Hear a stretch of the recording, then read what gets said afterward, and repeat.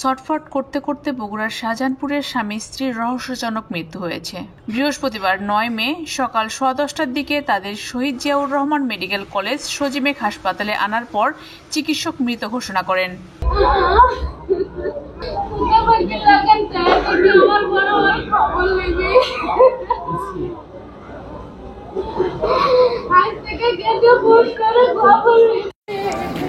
মৃতরা হলেন নন্দীগ্রাম উপজেলার নিম গ্রামের হেফজুল মিঠু 40 ও তার স্ত্রী আফরোজা বেগম 35।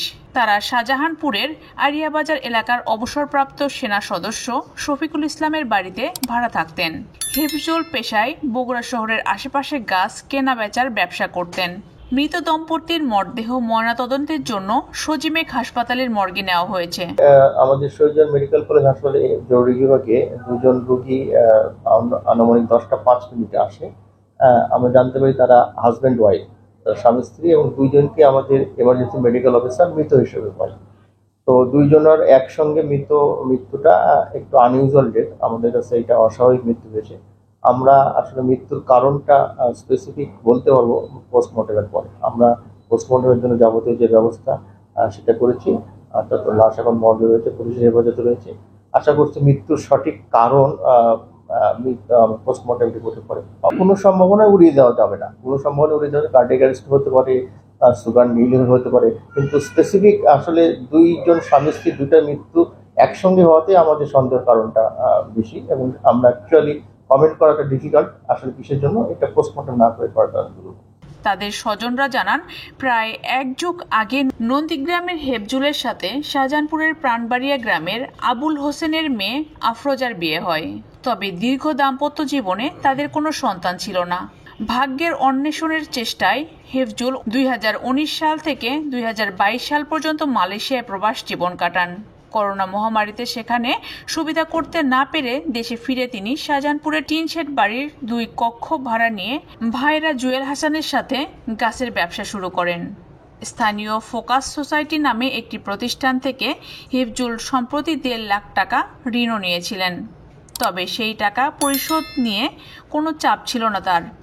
প্রায় 3 মাস আগে তার স্ত্রী আফরোজা হৃদরোগে আক্রান্ত হয়ে সজিমেক হাসপাতালে চিকিৎসাধীন ছিলেন। এছাড়াও তার ডায়াবেটিক্সের সমস্যাও ছিল।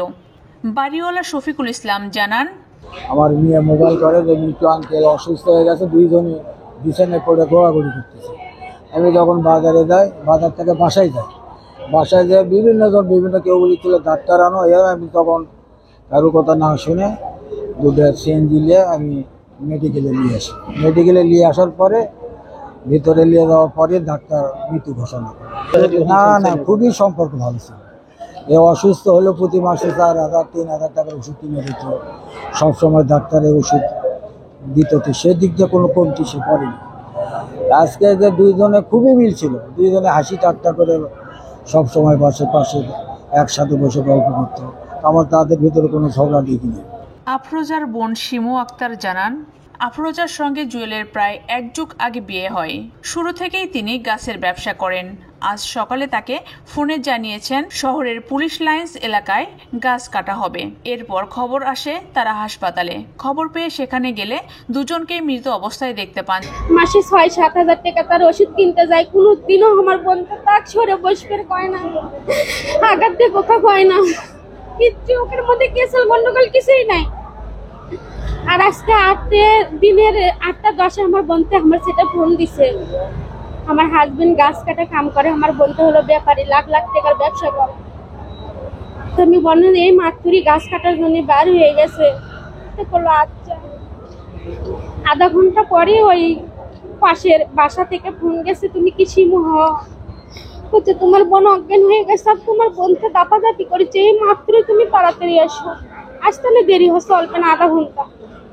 আসে দেখি আমার বোন ওটি হাত পা ছাড়া দিচ্ছে, মনে হয় ওখানেই মারা গেছে। কিন্তু আমার বোনতে চাই আসছিল, কিন্তু আমি মুখ লাড়ে ছেড়ে বললো ভাই আমি কি হচ্ছে দেখি ওটা বললে পারছে না। এখানে নিয়ে আসার পরে ডাক্তাররা দেখে বললো দুইজনই মারা গেছে।